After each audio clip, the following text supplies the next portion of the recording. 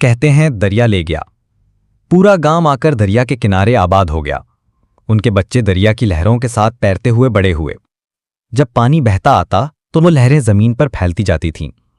دریا ان کے پورے گاؤں کو موئن جو دڑوں کی طرح ہر چیز مہیا کرتا تھا، سبزیوں سے لے کر اناج تک، لکڑیوں سے لے کر پھلوں تک، ہوا، پانی، خوراک، علاج، خوشیاں، سکون، سب کچھ۔ حکومت نے ان کے گاؤں میں اسکول بھی نہیں دیا، لیکن دریا نے ایسا انتظام کیا کہ سبزیاں اناج دے کر ایک استاد بچوں کو پڑھانے لگا۔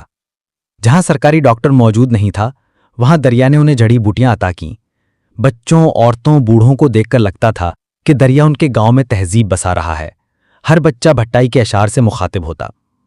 حکومت نے انہیں کچھ نہ دیا، لیکن دریا نے ان کی ہر ضرورت پوری کی۔ دریا ان کا پالنے والا بن گیا۔ وقت کے حکمرانوں نے ملک بھر کے پہاڑوں کو کاٹ ڈالا۔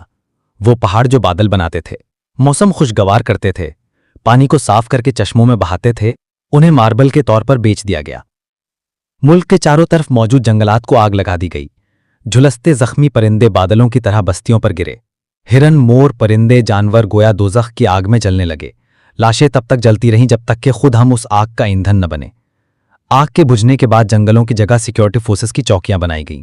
تھر، جس کے متعلق کہا جاتا ہے کہ یہ زمین اتنی خوبصورت ہے کہ قالین کی طرح لپیٹ کر لے جائی جائے، اس قالین کو کوئلہ نکالنے کے لیے ڈرل مشینوں سے چھید دیا گیا۔ ان سوراخوں سے کالا پانی پھوٹ پڑا جس نے پوری زمین کی خوبصورتی کو بگاڑ دیا۔ وہ تھر جہاں مور اڑتے تھے، ہرن موج کرتے تھے، وہاں ریت کے ٹیلوں کے درمیان ایک بوڑھی عورت کی 1 ہفتے سے لاش پڑی تھی۔ کہتے ہیں وہ اپنی بیٹی کے ساتھ ایک قریبی گاؤں گئی تھی۔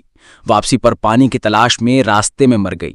انسانی بھو سے بھری ریاست اور حکمران، بستیاں، پہاڑ، پتھر، جزیرے اور سمندر نگلتے نگلتے اس دریا کنارے والے گاؤں تک آ پہنچے۔ دریا کا پانی بند کر دیا گیا۔ اس گاؤں کو، جسے حکومت نے 2 چپلیں تک نہ دیں، محصور کر دیا گیا۔ جن نوجوانوں نے آواز بلند کی، انہیں قتل کر دیا گیا۔ ان کی لاشیں 2 دن تک جلتی رہیں۔ دریا کو نئی تاریخ بنانے کی سزا دی گئی۔ لوگوں کو بھٹائی پڑنے پر غدار کہا گیا۔ جب لوگوں سے اناج، سبزی، پانی، خوراک چھینی گئی تو دریا نے انہیں سوکھی لکڑیاں دیں۔ لیکن شہروں میں لکڑیاں بیچنے والے بزرگوں کو مسلح اہلکاروں نے گرفتار کر لیا۔ گاؤں پر بیماریاں حملہ آور ہو گئیں، قحط چھا گیا۔ پرندے، جانور، چرند پرند گاؤں چھوڑ کر دوسری سمت نکل گئے۔ اب صرف ایک سوکھا دریا باقی رہ گیا ہے، اور بیمار، تڑپتے بچے، عورتیں اور بوڑھے۔ کہتے ہیں جہاں سے دریا بہا کرتا تھا وہاں بڑے بادل پھٹے۔ سوات، گلگت بلتستان، خیبر پختونخوا سے دریا گرجتا درختوں، بنگلوں، بندوں کو بہاتا ہوا نیچے آیا۔ کئی تفریح کرنے والے افراد ڈوب گئے، پل اور بند ٹوٹ گئے۔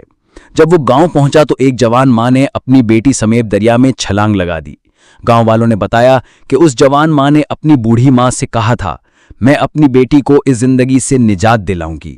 لوگوں نے 4 دن لاشیں تلاش کی۔ دریا نے 4 دن بعد جوان ماں کی لاش واپس کی، لیکن معصوم بیٹی کے بارے میں کہا جاتا ہے کہ اسے دریا لے گیا۔